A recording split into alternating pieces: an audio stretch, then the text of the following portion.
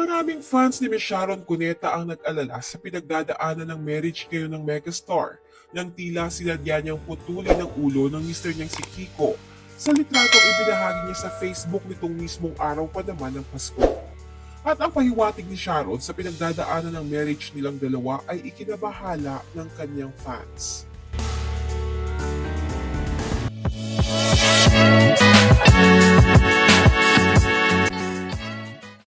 Makalipas ang 27 years bilang mag-asawa, ay tila sinusubok ngayon ang pagsasama ni na megastar Sharon Cuneta at mister niyang si former Senator Kiko Pangilinan.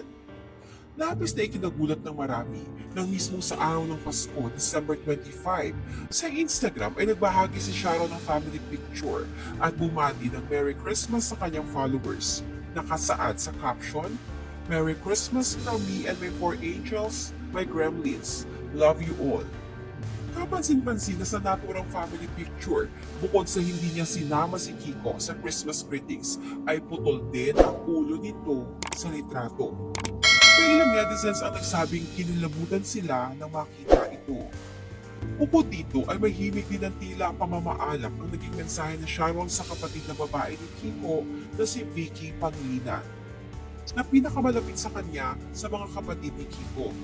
Mensahe ni Sharon kay Vicky, "No matter what and no matter what the future holds for either of us, we will be sisters and best friends forever.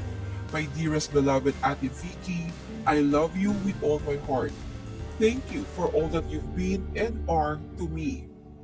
Pakiramdam ng netizens may matinding pinagdaraanan ngayon ang marriage ni na Sharon at Kiko. At sana naman daw ay huwag na itong humabol pa sa listahan ng mga showbiz couples na naghiwalay ngayong taon.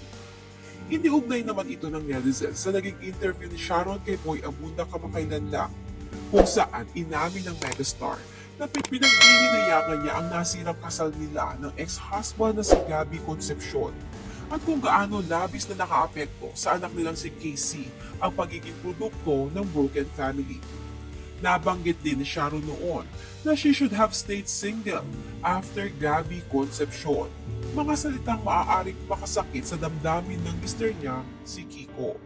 Samantala sa isang IG post na ibinahagi ay may isang komento ang nagsasabing tila single na ulit si Gabby Concepcion ngayon kung pagbabasehan lamang ang matatapang nitong social media post at tila ay naayos na rin umano ng aktor ang mga dapat nitong ayusin. Samantala, kay Gabby rin nag-celebrate ng Christmas si Casey kaya sobrang namimiss ito ni Mega dahil ito raw ang unang Pasko na hindi sila nagkasama ng panganay niyang anak. Ani Sharon, good night my baby. I really miss you. It's the first time since you were born that we aren't together at Christmas. And I couldn't help crying over dinner, thinking of you. Take good care and enjoy yourself, okay? I love you so much. Always, Mama. Kamakailan lang din nasabihin ni Sharon na parang pagod na siya sa buhay, kaya hindi na muna siya magre-regalo ngayong Pasko. Na tila pahiwatig na may matindi talagang dinadamdam ito. Sa kasalukuyan ay deleted na sa Facebook ang family picture na ipinost ni Sharon kung saan putol ang ulo ni Kiko sa litrato. Ano pong masasabi niyo sa tila sadyang pagkat ng ulo ni Kiko Pangilinan sa litratong ibinahagi ni Sharon ngayong araw ng Pasko? Share your comments below.